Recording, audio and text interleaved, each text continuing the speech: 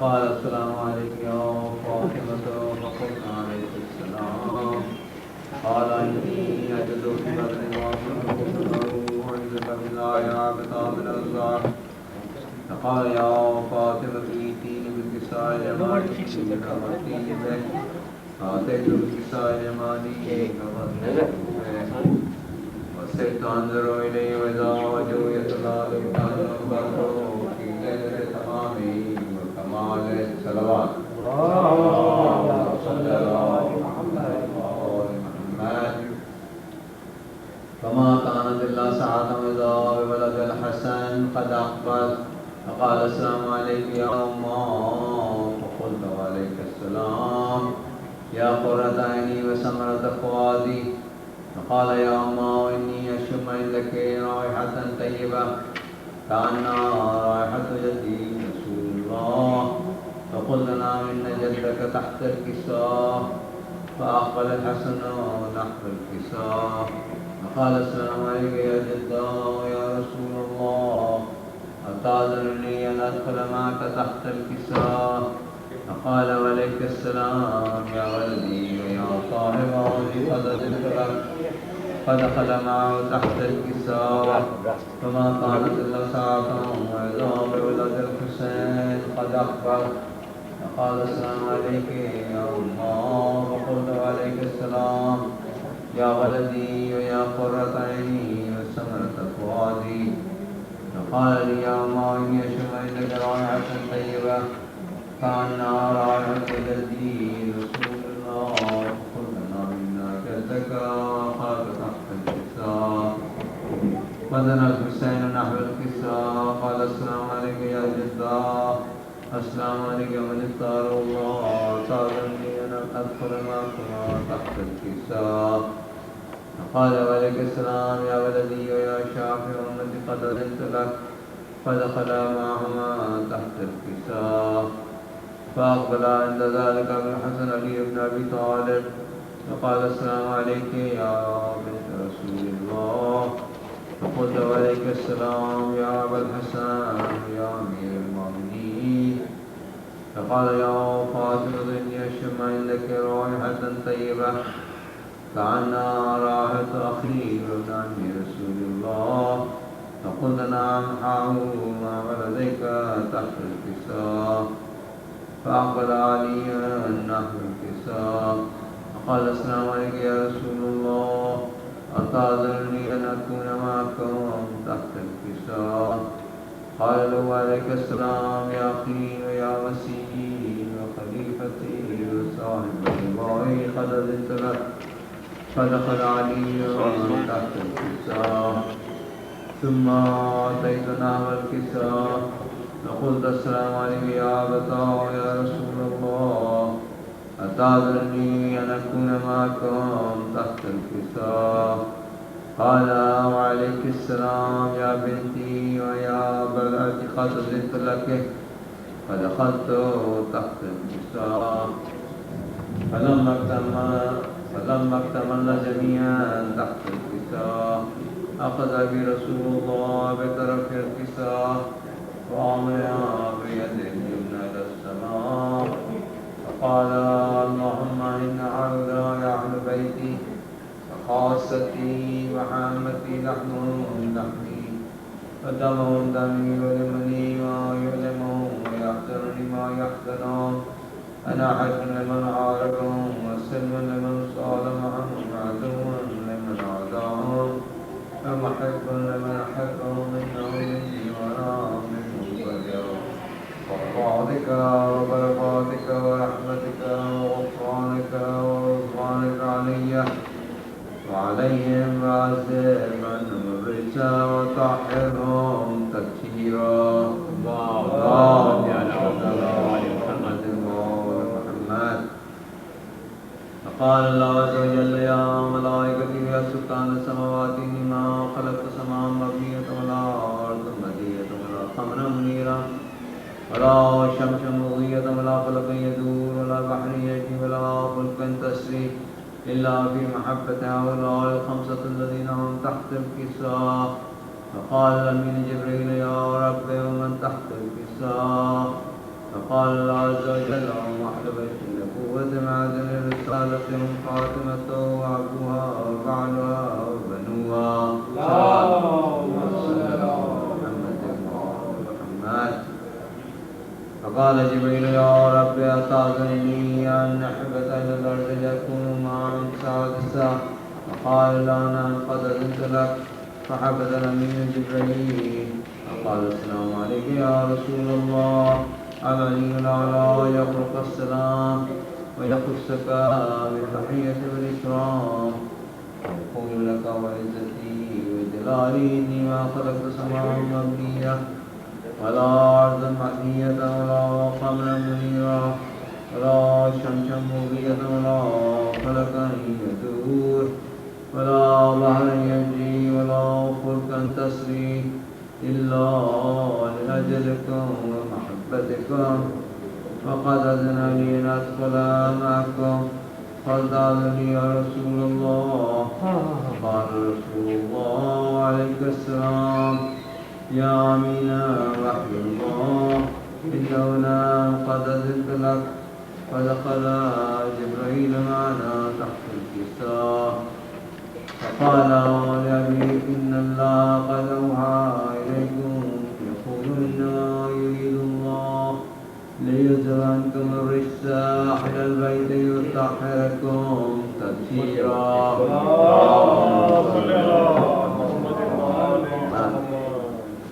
فقال علي النبي يا رسول الله أخبر ما لجلوسنا هذا تحت الكساء من الفضل عند الله.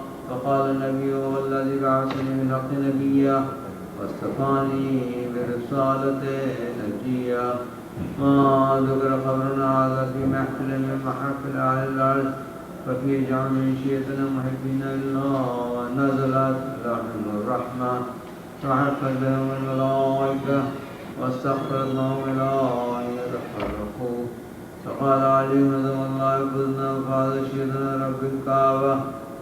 فقال أبي رسول الله صلى الله عليه وآله ثانيا يا علي هو الذي بعث بالحق نبيا واصطفاني برسالة نجية ما ذكر خبرنا هذا في محفل من محافل أهل الأرض ففي جمع من شيئتنا ومحبين ففي محموم إلا وفرج الله همه ولا مغموم إلا وكشف الله غمه ولا طالب حاجة إلا وقضى الله حاجته.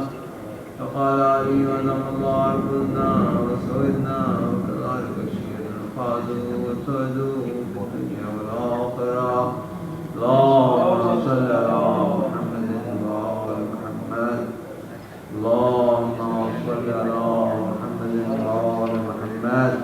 اللهم صل على محمد وآل محمد. ایک سورہ فاتحہ ملک کے لیے اور تمام مومنین و مومنات کا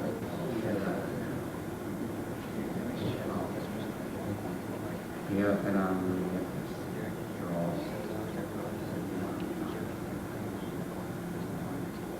بسم الله الرحمن الرحيم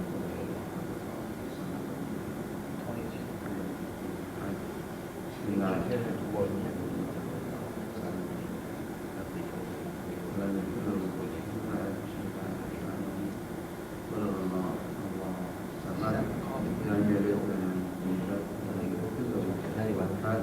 إن الله وملائكته يصلون على النبي يا أيها الذين آمنوا صلوا عليه وسلموا تسليما.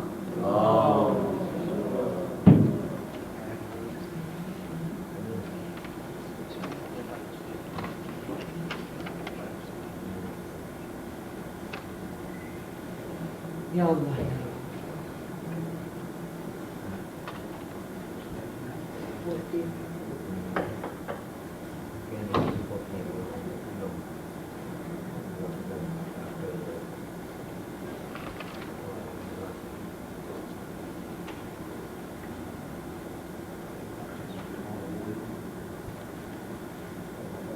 درود بھیجیں پاکستان.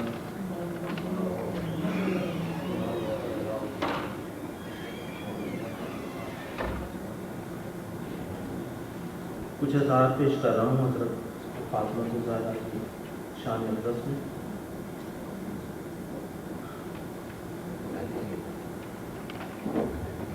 کتنی بلندیوں پہ ہے ایوان فاطمہ، روح الامین ہے صورت دربان فاطمہ. حاصل کہاں دماغ کو عرفان فاطمہ، خلد بری ہے نقشہ امکان، خلد بری ہے نقشہ مکان فاطمہ. کیا سوچئے بہار گلستان فاطمہ، حسنین جب ہوں سنبلو ریحان فاطمہ. کچھ اس لیے بھی مجھ کو تلاوت کا شوق ہے، قرآن ہے لفظ لفظ ثنا خوان فاطمہ. نبیوں پہ حکم ہے کہ نگہ روبرو رہے، توحید حشر میں ہے نگہبان فاطمہ. اس کو مٹا سکیں گی نہ باطل کی سازشیں، اسلام پر ہے سایہ دامان فاطمہ. کرتے پھرے زمین پہ تجارت بہشت کی، اپنے گداگروں پہ ہے فیضان فاطمہ. ہر نقش پا میں جذب ہے فتح مبین کی مہر، دیکھے مباہلہ میں کوئی شان فاطمہ. ختم رسل کی گوت ہے عصمت کی جانماز، چہرہ علی ولی کا ہے قرآن فاطمہ. مفہوم ماتشا کی قسم کائنات میں، فرمان کردگار ہے فرمان فاطمہ. وہ قلب پنجتن میں صدارت مقام تھی، منصب یہی ہے آج بھی شایان فاطمہ. اور اس شعر کے لیے آپ کی خصوصی توجہ چاہوں گا. ہے کفر اس کے قول پہ حاجت گواہ کی، ہے کفر اس کے قول پہ حاجت گواہ کی. ایمان کل ہے شاہد ایمان فاطمہ. اس انتظار میں ہے قیامت رکی ہوئی، شاید ابھی کچھ اور ہو فرمان فاطمہ. کیسے کروں تمیز حسن اور حسین میں، ایک روح فاطمہ ہے تو ایک جان فاطمہ. اولاد فاطمہ نہ دیب نثار کیوں، نقصان دین ہے اصل میں نقصان فاطمہ. اس شعر کے لیے پھر آپ کی توجہ کا طالب ہوں. باب بطول ہو کہ در خیمہ حسین، ہر دور میں لٹا سر و سامان فاطمہ. میں سوچتا ہوں لکھ دوں وفا کے نصاب میں، فضا کا نام شم شبستان فاطمہ. ایک مرثیہ ہے خون شہیداں کی بوند بوند، بکھرا ہوا ہے ریت پہ دیوان فاطمہ.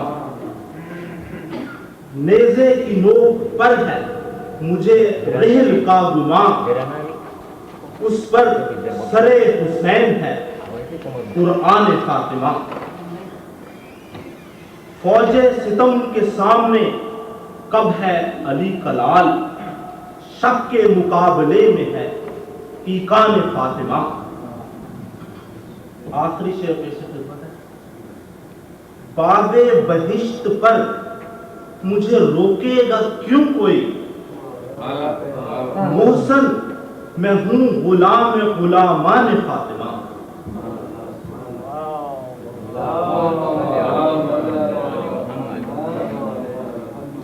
ایک سورت فاتحہ پڑھیے گا میرے والد صاحب اور بہن کی اور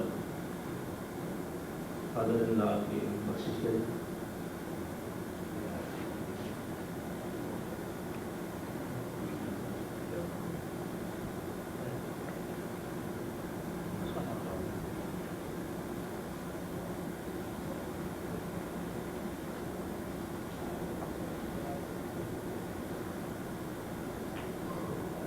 آواز بلند کرو آپ.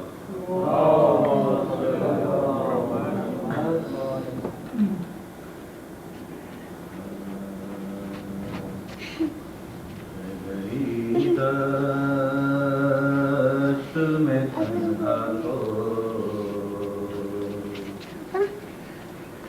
وطن یاد آیا, پانی پایا تو ہر ایک تشنہ دہن یاد آیا, لے کے ہر چیز مدینے سے چلی تھی زینب, ارے بھائی کی لاش پہ پہنچی تو کفن یاد آیا,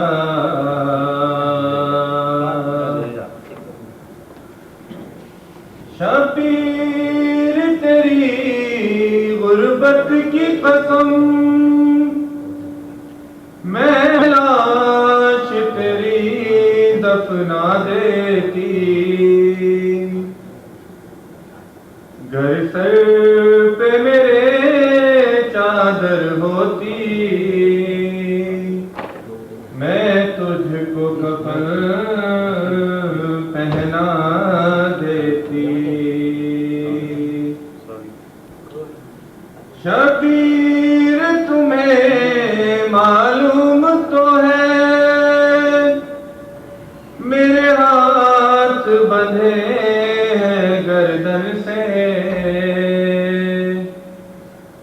گر ہاتھ میرے جو کھلے ہوتے میں تجھ کو کفن پہنا دیتی. شبیر یہ تم نے اچھا کیا کعبے سے نکل آئے, ورنہ یہ امت خیموں کے بدلے میں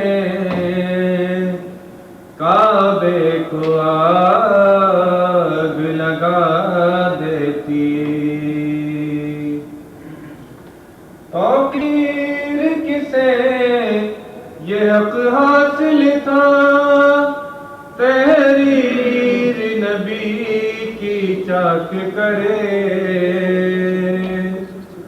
امت کو اگر منظور نہ تھا زہرا کو سند لوٹا دیتی. بابا جی بلند کرو.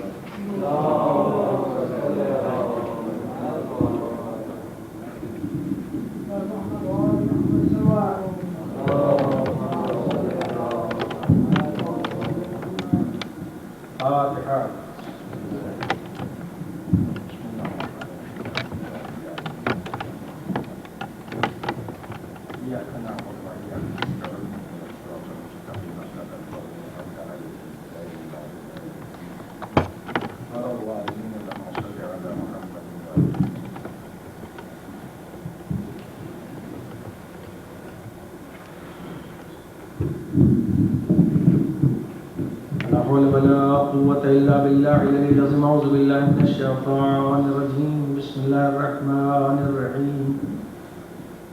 حسبنا الله ونعم الوكيل, نعم المولى ونعم النصير. الحمد لله رب العالمين, والصلاة والسلام على أشرف الأنبياء والمرسلين وآله الطيبين الطاهرين المعصومين المظلومين,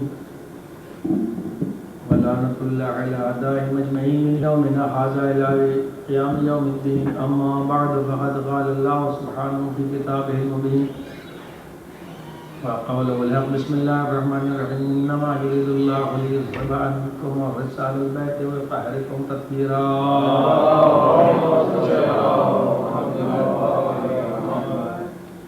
پروردگار آپ حضرات کو جزائے خیر دے، اور الحمدللہ خدا کا شکر ہے کہ ہمارے اندر مذہبی اسپرٹ اور مذہبی جذبہ ایک پورے طبقے کے اندر، بلکہ تقریباً سب میں، یہاں سے لے کے اور آخری سیرت حسینی کے اور وہاں سے لے کے یہاں تک علماء کرام کی محنت سے لوگوں میں اجاگر ہوتا ہوا دیکھ کر میں خود اپنی آپ میں شرمندگی محسوس کرتا ہوں کہ آپ جتنی محنت ماشاءاللہ مذہب کے کاموں میں کر رہے ہیں، دیکھ کر خوشی ہو رہی ہے، اور اللہ کا شکر ادا کرتا ہوں اس بات کے اوپر کہ میں نے حسینی میں بھی دیکھا پچھلے ہفتے کی شب میں رات بھر نوجوان جاگتے رہے، اور صبح نماز شب اور صبح کی نماز کا پروگرام ماشاءاللہ سے کافی نوجوان تقریباً 45-50 یہاں سے بھی لوگ ماشاءاللہ صبح کی نماز میں جانے لگے ہیں۔ اللہ ان سب کو جزائے خیر دے، اور سب مل جل کر ایک کافی خوبصورت ماحول بن رہا ہے۔ اللہ محمد علیہ وسلم نظر بد سے محفوظ رکھے، اور میں ان لوگوں کو بھی دیکھ رہا ہوں کہ جو صبح سے ایک میت کے سلسلے میں مصروف تھے اور کافی ان کو دیر بھی ہوئی، لیکن وہ سب اپنے تھکن کے باوجود پھر ان کو میں دیکھ رہا ہوں کہ وہ پھر اس وقت شب جمعہ کے پروگرام میں ماشاءاللہ سے تشریف لائے ہیں۔ اللہ ان سب کو محمد علیہ وسلم نظر بد سے محفوظ رکھے، اور ہم سب کے توفیقات میں اضافہ فرمائے۔ صلوات دیں محمد علیہ وسلم۔ بس اس لیے کہ عوامی کا تعاون علماء کے ساتھ جب ہوتا ہے، اور علماء جب خدمت کرتے ہیں، تبھی کوئی مشن، کوئی تحریک، کوئی کام آگے بڑھتا ہے، جب عوام کا تعاون ساتھ میں رہتا ہے۔ اس لیے کہ عوام کی طاقت ہوتے ہیں، عوام میں قوت ہوتی ہے، کام عوام کے لیے ہوتا ہے۔ اس لیے آیت اللہ ہمیں یہ فرمایا کرتے تھے کہ اگر ملت نہ بھول انقلاب نہ بھول، اگر یہ قوم ہمارے ساتھ میدان میں نہ اترتی تو ہم تھوڑی انقلاب برپا کرتے۔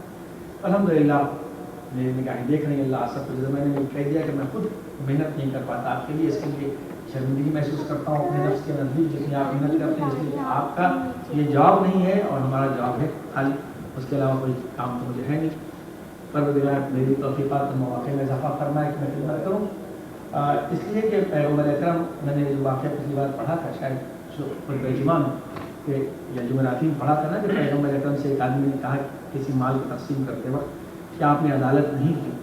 اللہ اکبر، نقل کفر نباشت، تو پیغمبر نے فرمایا کہ پیغمبر اکرم بہرحال جس کی وجہ سے ہم اللہ کو عادل جانے کہ اللہ عادل ہے، وہ تو رسول خدا کی وجہ سے ہم لوگ جانے، تو ان کو کوئی کہہ دے کہ آپ نے ہمارے ساتھ ایسا کیا، تو پیغمبر نے انہیں کہا کہ ہم نے تمہیں کیا نہیں دیا، تم جاہل تھے، ہم نے تمہیں عالم بنایا، تم کو گفتگو کا سلیقہ نہیں آتا تھا، تمہارے پاس کچھ بھی نہیں تھا، میں نے تمہیں تبلیغ کر کے اس منزل تک پہنچایا، اور تم جانور سے انسان بن گئے۔ پیغمبر نے پوری تفصیل ہے، پوری پیغمبر نے بیان کی، تمہارے پاس یہ نہیں تھا، ہم نے دیا، تم ایسے تھے، تم لڑتے تھے، تم آپس میں تہذیب و تمدن نہیں جانتے تھے، ہم نے تمہیں یہاں تک پہنچایا، مگر تم بھی پلٹ کر مجھ سے یہ کہہ سکتے ہو کہ اگر ہم نے بھی آپ کا ساتھ نہ دیا ہوتا تو یہ اسلام آگے نہ بڑھتا۔ پیغمبر نے کہا اپنی پبلک سے، عوام سے، اگر تم نے ساتھ نہ دیا ہوتا تم بھی یہ کہہ سکتے ہو مجھ سے کہ ہم نے بھی آپ کا ساتھ دیا جب آپس پیش ہے، تو معلوم ہوا۔ تو آپ سوچیے کہ جب پیغمبر اکرم کہہ رہے ہیں، اس لیے بہرحال تو اب جب میں نے آپ کے سامنے آگے تفصیل پڑھی ہے، اور اس مہینے میں یہ دوسری جمعرات ہے، جس ہمارے درس کی ہمارے تقریر کا عنوان کہ ہے کہ گرو سے ماہ زہرا سلام اللہ علیہ،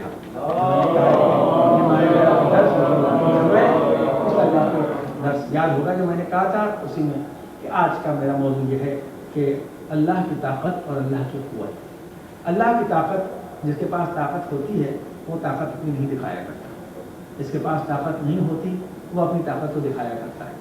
جیسے آج کل ایک ماحول یہ بنا ہوا ہے کہ دنیا کے اندر کہ لوگ اپنی اپنی طاقت کا مظاہرہ کرتے ہیں، طاقت نہ استعمال کریں تب بھی اپنے پاس طاقت رکھتے ہیں، اور جس ملک کے پاس جتنی طاقت ہے وہ اتنا بڑا طاقتور ملک شمار ہوتا ہے۔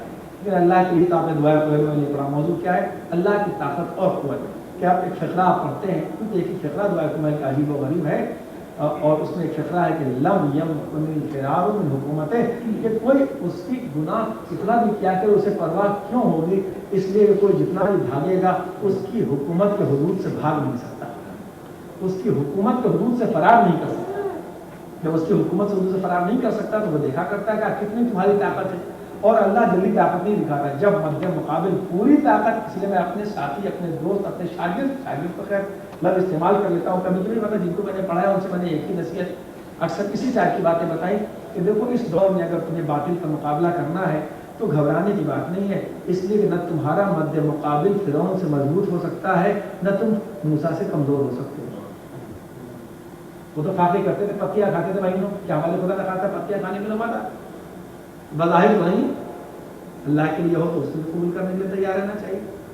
اور نہ مد مقابل اتنا بڑا ہے، وہ تو فرعون کے 1 کروڑ میں حصے کے برابر بھی نہیں ہے کہ نہیں؟ وہ تو خدائی کا دعویٰ کرتا، پھر اللہ نے لکھا کہ ہماری طاقت اور ہماری قوت کیا ہے، اور اس کی قوت اور طاقت کا مظاہرہ ایسا نہیں کہ جو قرآن میں لکھا ہے وہ آدم سے لے کے پیغمبر اکرم میں ختم ہو گیا، بلکہ ہمیشہ ہر وقت اس کی طاقت اور قوت کا مظاہرہ، اس کے وجود کا مظاہرہ انسان کے سامنے ہوتا رہتا ہے۔ ہر چیز انسان کو، ہر چیز اللہ کے وجود کی دلیل پیش کرتی رہتی ہے، اور اس کے ساتھ یہ بھی کہ اللہ سب کچھ ہے، تم کچھ نہیں ہے نا، اللہ سب کچھ ہے، تم کچھ نہیں۔ ٹھیک ہے،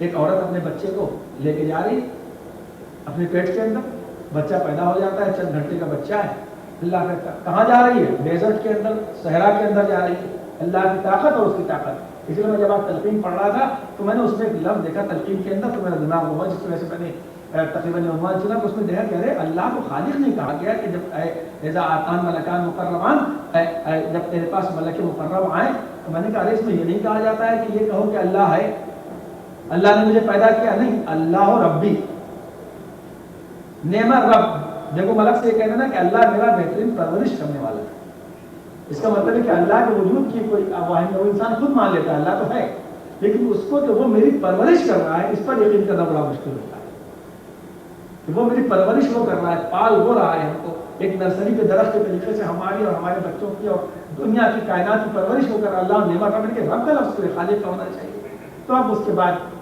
اس کا مطلب کہ رب کی بڑی اہمیت ہے، بھائی خلق کرنا، اللہ پیدا کرتا، یہ نہیں کہا کہ روزانہ یہ کہو کہ وہ میرا پیدا کرنے والا ہے، اس لیے کہ رب وہ صفت ہے جو مشترک ہے، کامن ہے۔ میں نے پڑھا تھا نا، کچھ صفتیں ایسی ہیں اللہ کی جو کامن نہیں ہے، صرف اللہ کے لیے ہے، جو آل محمد بھی طاقت رکھتے ہیں، کر کے نہیں دکھائیں گے۔ مثلا خلق، آل محمد بھی مخلوق ہے، وہ کہ ہمارے جیسے نہیں ہے، حتیٰ کہ ان کی تخلیق بھی ہمارے طرح نہیں ہوئی، لیکن مخلوق ہے خدا کی، خالق نہیں ہے، خالقیت اللہ کے لیے ہے۔ لیکن رب پرورش کرنا اللہ بھی کرتا ہے، ماں باپ بھی کرتے ہیں، سب ایک لمبا کہانی، پرورش میں حقیقی رب اسے سمجھ لو، یہ ایک بہت بڑا مرحلہ ہے، کیونکہ میرا موضوع نہیں ہے اور موضوع سے آج کل میں نہیں ہٹا، اس کی سب طاقت کار چیز۔ عورت اپنے بطن میں جاری بچہ پیدا ہوا، کہاں بھائی؟ لخدق صحرا میں، کئی مائل کا صحرا ہے، ڈیزرٹ ہے، اتنے بڑے ڈیزرٹ کے اندر نہ پانی، نہ دانا، نہ کھانا، نہ پینا، نہ انسان، نہ جانور، نہ درخت، نہ کچھ کانٹے دار درخت میں، اتنے بڑے چٹکل میدان کے اندر، اور جیسے بچہ پیدا ہوتا ہے اللہ کہتا ہے جاؤ ماں کی روح قبض کر لو۔ اور یہ واقعات اس لیے ہوتے ہیں تاکہ آدمی کو خدا کا یقین ہے، کہا جاؤ ماں، پروردگار یہ تھوڑی دیر کا بچہ ہے، کون پرورش کرے گا؟ بولے تو خدا سے پوچھتے ہیں اس کی کون پرورش کرے گا؟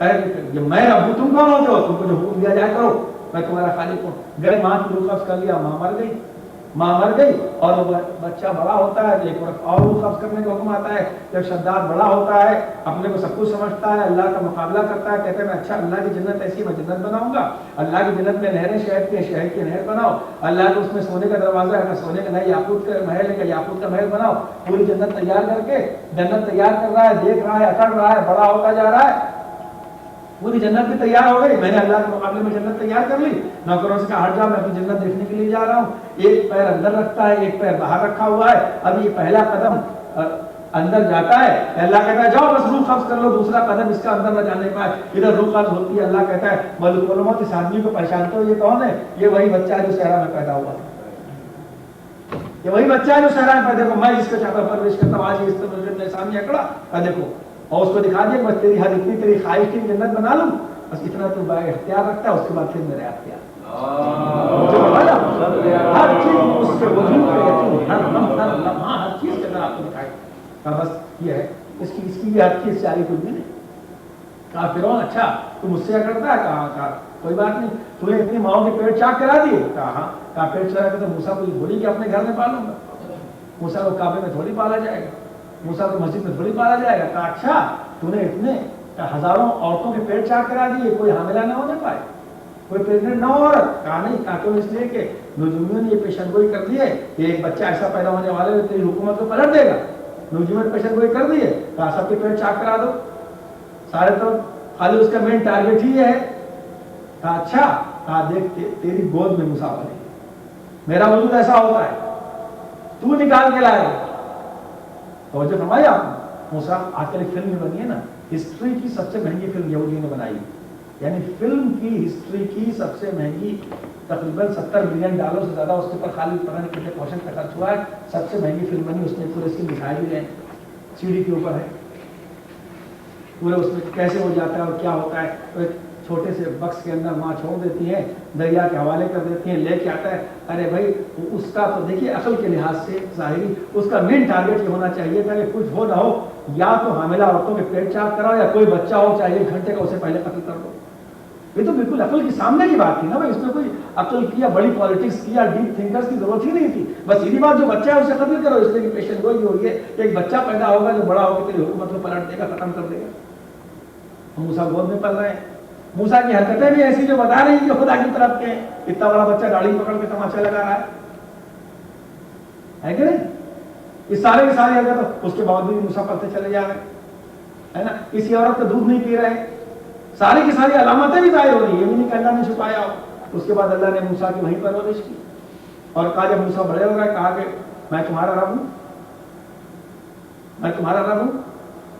موسیٰ نے کہا تم ہمارے رب نہیں ہو, کہا میں تمہاری پرورش کی ہے. ویسے جیسے کہ امریکہ کے اندر لوگ بلاتے ہیں مولانا, کہتے ہیں ہم نے آپ کو بولا ہے, صلوات بھیجے مولانا, چھوڑ دیا, ختم کر دیا. جنرل بات ہے, پوری دنیا کا یہ عالم ہے. پہلے ہم میں تمہارا رب ہوں. کہا تیرا رب ہونے کی پہچان کیا ہے, تیرا رب ہونے کی کیا پہچان ہے.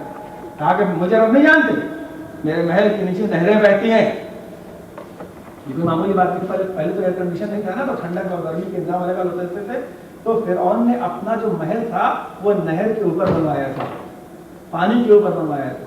تو چونکہ اس نے پانی پر غرور کیا تھا, اس لیے اللہ نے اس کو پانی میں ڈبایا. اس پر غرور کیا کہ میں نہر پر اتنا کنٹرول رکھتا ہوں, اس پر نہر بنوایا, تو اس لیے اللہ نے اس کو کہا جس پر تو ناز کرتا ہے اسی چیز سے تیری موت واقع ہو. تو جو فرمائی آپ نے, خیر ایسا ائمہ معصومین کی زندگی میں اور پیغمبر کی زندگی میں بے انتہا سے واقع ہے. اور جو کرتے چلے کہا ہم پرورش کرنے والے ہیں, ہم تمہارے رب. بھائی میں تلقین میں یہ پڑھا کہ یہ نعمت رب کا لفظ ہو گئے. اب نہیں یہ کہو اذا آتان ملکان مقربان, تلقین کے الفاظ, تو فوراً کہہ دینا کہ میرا خدا بہترین پرورش کرنے والا ہے. معلوم پرورش کی اہمیت, اور آپ نے اس کے بعد بھی آپ نے دیکھ لیا. اور اس وقت آیت اللہ خمینی کی پوری زندگی میں آدمی کو جب اللہ کا یقین ہوتا چلا ہے, تو وہ جب دکھاتا ہے, کہتا ہے میں دکھا رہا ہوں کتاب. ایک طرف انسان کی میں ہوتی ہے, ایک طرف اللہ کی میں ہوتی ہے. اس کو سب سے زیادہ ناپسند چیز جو ہے وہ میں ناپسند ہے. اس کو سب سے زیادہ میں ناپسند ہے. کوئی آدمی کسی سے میں نہ کرے, میں کچھ ہوں کسی قیمت, اس نے میں اسی لفظ میں نا دیکھیے طغیان کے معنی ہوتے ہیں, آپ پڑھتے ہیں قرآن میں طغا ہے نا, طغیان لفظ پڑھتے, اس کے معنی سر کشی, سر کو کھینچنا, یعنی میں کچھ ہوں. میں اس لیے نماز سے لکھا کہ اللہ نے نماز اس لیے رکھی ہے تاکہ غرور کرنے والوں کا غرور ٹوٹ جائے. اسی نماز میں لوٹا منگانا مکروہ ہے, سن لیجیے آپ, کسی سے آپ پانی, مصلہ بچھوانا مکروہ ہے, کسی سے مصلہ لے کے مصلہ اٹھانا مکروہ ہے.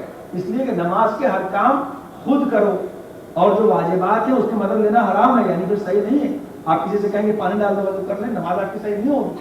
آپ نماز کھڑے ہو کے پڑھ سکتے ہیں, سہارا لیں, اس کے باوجود پڑھ سکتے ہیں, تب بھی تو نماز صحیح نہیں کہا. نماز میں اپنے بل پر کھڑے ہو جاؤ, خود کام کرنے کی عادت ڈالو. اور جو ہمارے یہ نماز کے احکام ہے نا لگے, اس لیے تاکہ آدمی میں خود کام کرنے کی عادت پڑتی رہے, اس لیے رکھا گیا ہے. آدمی کو اللہ کی طاقت کا یقین آئے, اور جب اس کی طاقت یقین آئے گا تو انسان کی دینی کہ میں کچھ ہوں. میری دو کا اچھا نمرود اس کو ناز ہے کہ میں بہت بڑا ہوں. کہا اچھا, تو اتنی چھوٹی سی چیز سے اسے مچھر سے ختم کرایا اللہ نے. کہا تو اتنا پیدا کرنا تو بات کی بات ہے, قرآن کیا ہے. بھائی پوری سائنس کی دنیا اگر مل جائے تو ایک چیز بنا سکتی ہے, ایک مکھی نہیں بنا سکتی, ایک پتا نہیں بنا سکتی. تو بنانے کے لیے خدا نہیں کہہ رہا کہ تم مکھی بنا نہیں سکتے. نہیں, قرآن کی آیت یہ ہے کہ تم بنانے کی کیا بات کرتے ہو. تم تو اتنے کمزور ہو کہ اگر ایک مکھی تمہارے ہاتھ پر بیٹھ جائے تو تمہارے پاس اتنی طاقت نہیں کہ تم اڑا سکو.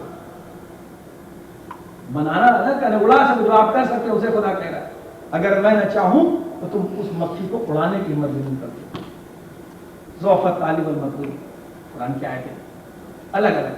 تو آدمی کو اس کی اسی لیے اکثر لوگ کہا کرتے تھے جب ایران کی بات کے لیے کہ اس میں کسی سے لوگ ربط پیدا کرنے کا، ربط کی کیا ضرورت ہے؟ اگر ربط ہوتا ہے اس میں تو آدمی کو طاقت کا یقین آتا، خدا کی طاقت کا یقین نہ آتا. اس لیے کبھی کبھی آپ نے اپنی زندگی میں دیکھا ہوگا، آپ لوگوں کی زندگی کی بات کر رہا ہوں، کہ آپ نے زندگی میں دیکھا ہوگا کہ کبھی کبھی جب آپ چاروں طرف سے نا امید ہو جاتے ہیں کہ یہ میرا کام نہیں ہوگا، دعا پڑھ کے، تعویذ لے کے، نمازیں پڑھ کے، کوشش کر کے آپ سوچتے ہیں میرا کام نہیں ہوگا، اب یہ کام ہو ہی نہیں سکتا، تب دیکھتے ہیں ایک دم سے نیا راستہ اللہ کی طرف سے نکلتا ہے. کہ اکثر آپ لوگوں کی زندگی میں ایسے واقعات آتے رہتے ہیں، آتے ہیں کہ نہیں؟ کل سوچا بالکل اب تو کچھ ہو ہی نہیں سکتا، ایک دم ہاتھ پیر چلو رہتے ہیں، ایک دم سے اللہ راستہ نکال دیتا ہے نیا. تو یہ جو نیا راستہ نکلتا ہے یہ خدا اپنے یقین دلاتا ہے. دیکھو ہم تمہارے لیے دروازے کھولنے والے ہیں. اپنے کو کچھ نہ سمجھنا کہ میں کچھ ہوں. ہاں میں آئی، میں آپ کے واقعہ بیان کرتا ہوں. پیغمبر اکرم اونٹ دوڑا رہے تھے. کبھی کبھی یہاں پہ آتے ہیں نا آپ 4 ڈور کی گاڑی لے کے 2 ڈور والے آتے ہیں تو ایک دم ریس کر کے آگے نکالنے آتے ہیں گاڑی. تو پیغمبر اکرم راستے سے اپنا اونٹ لے کے جا رہے تھے. اونٹ دوڑا تھا پیغمبر اکرم کے، اتنے میں ایک عربی آ گیا، ایک عرب، اور وہ پیغمبر کے بغل میں اونٹ دوڑانے لگا، یعنی پیغمبر سے مقابلہ کرنے لگا کہ میں آگے نکل جاؤں. یہ پیغمبر کا اونٹ تک کس کا آگے نکلے گا؟ اور کیجیے کہ تکبر کتنی بری چیز ہے. جہاں سے اللہ کی طاقت یقین کم ہوتا ہے وہیں سے غرور پیدا ہو جاتا ہے کہ میں کچھ. آخر میں لوگوں نے کیا دیکھا کہ پیغمبر کا اونٹ تو پیچھے رہ گیا، اس کا اونٹ آگے نکل گیا، عوام کی زبان میں جیت گیا. حاجی تھا کو سوال نہیں تھا نا، کیونکہ یا رسول اللہ آپ کا اونٹ اور پیچھے رہ گیا، اس عرابے کی کیا مجال تھی؟ وہ آپ سے مقابلہ کر رہا تھا، آپ کا اونٹ آگے نکل رہا تھا، پھر آپ کا اونٹ پیچھے کیوں ہو گیا؟ آپ کے لیے کیا مشکل تھا؟ آپ ہی حکم دیتے اونٹ آگے بڑھ جاتا. کہانی جب میرا اونٹ دوڑ رہا تھا تو اس کے دل میں یہ غرور پیدا ہو گیا تھا کہ میرے اوپر پیغمبر سوال ہے، مجھے کوئی پیچھے نہیں رکھ سکتا، اس لیے اللہ نے اسے پیچھے کر دیا. صلوات علیکم محمد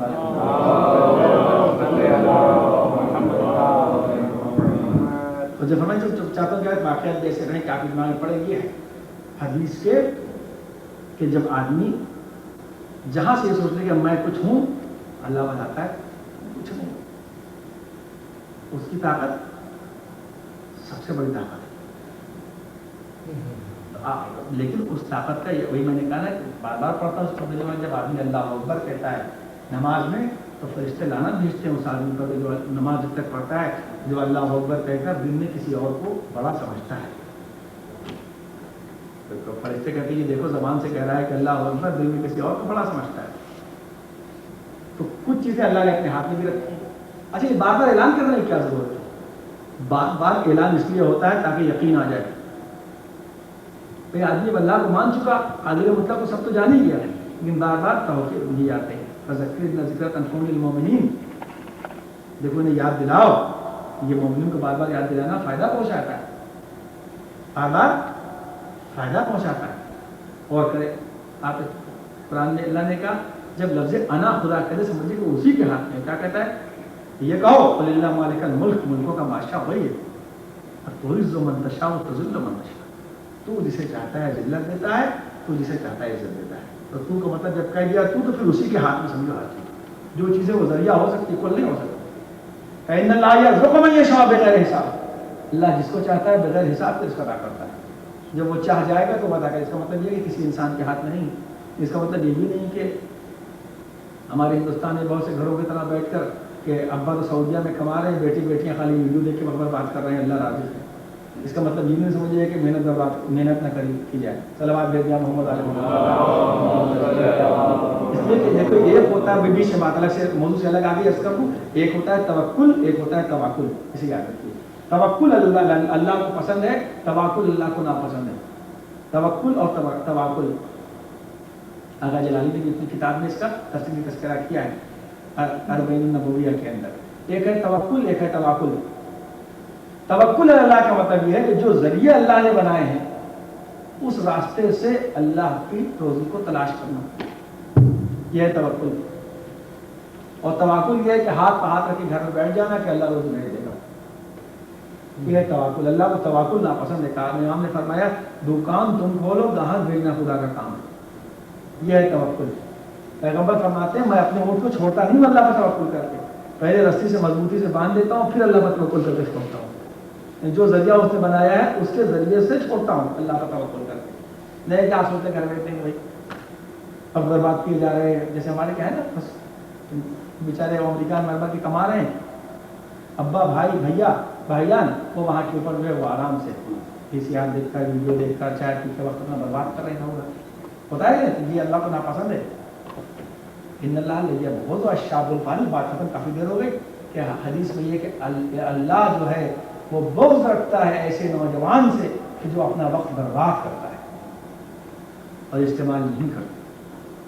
اور جب ہمارے آدمی محنت کرے اللہ کی مدد کرے کہ وہ اپنی طاقت اور قوت اپنی پوری زندگی میں دکھاتا رہے کہ دیکھو یہ ہماری طاقت کو سب کچھ سمجھو.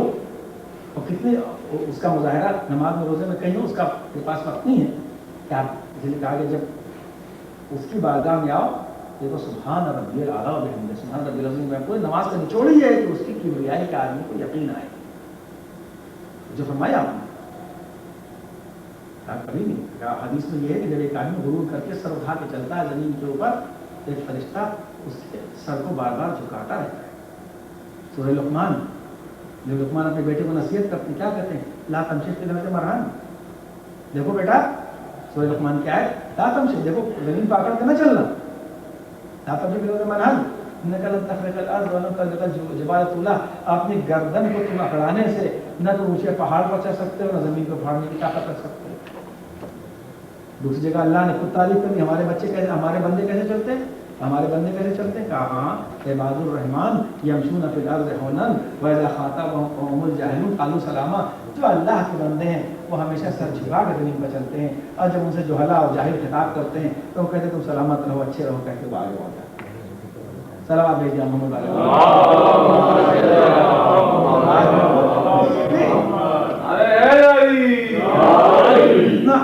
اب میں دعاؤں کی فکر نقل کرنے کا موقع نہیں, کافی دیر بھی ہو گئی وقت کے لحاظ سے. تو اب آپ غور کیجیے اس کی عظمت جو آدمی دیکھے کل انسان کیا تھا تعالیٰ آج کیا ہو گیا. پھر انشاءاللہ دوپہر کی بات کی جو مغرب بعد میں سے والے کا ہاں مغرب کی نماز بعد میں سے انشاءاللہ ثواب کی اس نے کچھ باتیں ایسی بچی ہوئی وہ انشاءاللہ کل عرض کر دی جائیں گی کہ انسان کی حیات کیا کہ انسان ہر وقت غور کرے کہ وہ کچھ نہیں. اچھا کتنے دن جوان رہے یاد ہے چلیے تھوڑا سا وقت معذرت کے ساتھ کتنے دن آپ جوان تھے یاد ہے؟ جوان کتنے دن کسی کو یاد ہی نہیں کرتا جوان تھے. اور آج کل تو بڑھاپا پہلے ہی آ جاتا ہے. کتنے دن جوانی کا مزہ لیا کوئی پیریڈ یاد ہے 10 سال بھی نہیں لیا 5 سال لیا کیا ایسی زندگی سے فائدہ ہے اتنا جوانی کا مزہ نہیں ملا ہے کہ نہیں. جب پہلا بار میرا سفید ہوا تھا بہت شرم آتی تھی اب 10-12 ہو گئے عادت پڑ گئی. جب پہلا بار سفید ہوا تھا بڑی شرم آتی تھی اسے کیسے چھپاؤ اب 10-12 ہو گئے عادت پڑ گئی. تو عادت ڈال لینا ایک الگ چیز ہے لیکن خدا کا یقین آتا ہے کہ اس کا مطلب یہ ہے کہ ہم اپنے کنٹرول میں نہیں ہم کسی اور کو کنٹرول میں. تو ہر لمحہ ہر سانس کائنات کی ہر شے اس کی طاقت اس کی عظمت اور اس کے وجود کا انسان کو یقین دلاتی رہے. یہ الگ بات ہے کہ انسان اس کا یقین نہ کرے. اسی کا مطلب کہ سب اللہ معافی سماعت کے داس بس میں اپنی بات کو خبر تمام کروں. اللہ جسے چاہتا ہے ذلت دیتا ہے اللہ جسے چاہتا ہے عزت دیتا ہے. تو اگر وہ دیکھتا ہے تو جس بات کو دنیا ذلت سمجھتی ہے اسے وہ عزت میں تبدیل کر دیتا ہے. کل تک ہتکڑیاں پہننا ذلت کا باعث تھا سید سجاد کے ہاتھ میں آئی تو ہم اپنے بچوں کو فخر سے ہتکڑیاں پہنتے تاکہ معلوم ہے دیکھو اللہ جو ہے وہ جس کو چاہتا ہے عزت دیتا ہے. کل بیڑیاں پہننا ذلت کا باعث تھا سید سجاد کے پیروں میں جب بیڑیاں آئیں تو ہم نے بچوں کو آج فخر سے بیڑیاں پہناتے ہیں. تو پہننا ذلت کا باعث تھا لیکن جب سید سجاد کے گلے میں توق آیا تو لوگ اپنے بچوں کو توق پہنانا فخر کی علامت سمجھتے ہیں. اللہ اور کیا آپ نے کہ کس طریقے سے جس چیز کو دنیا ذلت سمجھ رہی تھی نہیں قتل کر دینا ذلت کا باعث تھا لیکن کربلا کے میدان میں حسین کا سر آواز بلند کر رہا تھا کہ ان لوگوں کے نیزہ پر عزت کا اعلان ہو رہا تھا. ان اصحاب الکہف والرقیم کانوا من آیاتنا عجبا. قرآن کی تلاوت کرتا ہوا سر جا رہا تھا تو اللہ نے بتایا دیکھو کہ اللہ کی طاقت کا یقین دنیا کو آتا جا رہا تھا کہ جو دنیا میں سب سے کمزور تھے جن کو دنیا میں دیکھنے میں یہ لگ رہا تھا کہ 6 مہینے کا بچہ بھی ختم ہو گیا لوگ قید خانے میں چلے گئے لیکن جب اللہ نام کو بلند کرتا ہے تو اس طریقے سے نہ جانے وہ کون سے صبح عاشورہ علی اکبر کی اذان تھی کہ ایسی اللہ اکبر کی آواز بلند ہوئی کہ کائنات کے ذرے ذرے میں خدا کی کبریائی اس طریقے سے سمٹ گئی کہ اب نام حسین اللہ کے وجود کا یقین ہو گیا. الہی و سید مولائی پروردگار محمد علیہ محمد کا واسطہ ہر خیر عطا فرما ہر شر دور فرما. پروردگارا جس کی ولادت کا یہ مہینہ اس کے صدقے میں ہمارے تمام مسائل کو حل کرنے کے لیے اپنی توفیقات سے توفیق عنایت پروردگار موافق فرما. پروردگار محمد علیہ ہمیں قوم کو اتحاد و اتفاق و پیار و محبت کی توفیق عنایت فرما، پوری محنت اور خلوص اور حلم اور برداشت کے ساتھ ان کی خدمت کرنے کی ہماری توفیقات میں اضافہ فرما، ان میں جو لوگ بیمار ہیں ان سب کو شفا کاملہ اور عاجلہ عطا فرما، کچھ لوگوں نے خاص طور سے بہت بیمار ہیں اس سے التماس دعا کے لیے کہا ہے، اور کچھ لوگوں کے ہارٹ سرجری ہوئی ہے، آپ دعا فرمائیں کہ پروردگار ان سب کو شفا کاملہ و عاجلہ عطا فرمائے، روزگار کے لیے پریشان اللہ ان کو بہترین روزگار مہیا فرمائے، روزگار سے لگے پروردگار کے روزگار میں ترقی عطا فرمائے، مخلوق ان کے قرض کو ادا فرمائے، جب مرحومین دنیا سے جا چکے ان کے درجات میں اضافہ فرمائے، جب بزرگ زندہ ان کے سائے کے سروں کو قائم و دائم رکھے، ہمارے بچوں کو محبت اہل بیت کا ہمارے بہنوں اور بیٹوں کو اس موقع فتح عنایت فرمائے، پروردگار جو صاحب ہیں ڈاکٹر ہیں ان کو اس ذمہ داری سے عالم محمد صلی اللہ علیہ وسلم سے گوش فرمائے، پروردگار جمہوریہ اسلامی ایران کی سرفراز میں اضافہ فرمائے، ہمارے گھروں سے اسباب نصرت کو دور فرمائے، ہمارے اہل و عیال کو اسباب خیر و برکت انجام دینے کی توفیق مرحمت فرمائے، پروردگار ہمیں شب جمعہ اور جمعہ کی برکتوں سے محروم نہ رکھے، پروردگار ہر خیر عطا فرما، ہر شر دور فرما، ہمیں عظمت و اہمیت نماز سمجھ کر پورے دل سے نماز ادا کرنے کی توفیقات میں اضافہ فرما، اللہ تعالی اہل بیت کسی جگہ کا محتاج نہ فرما،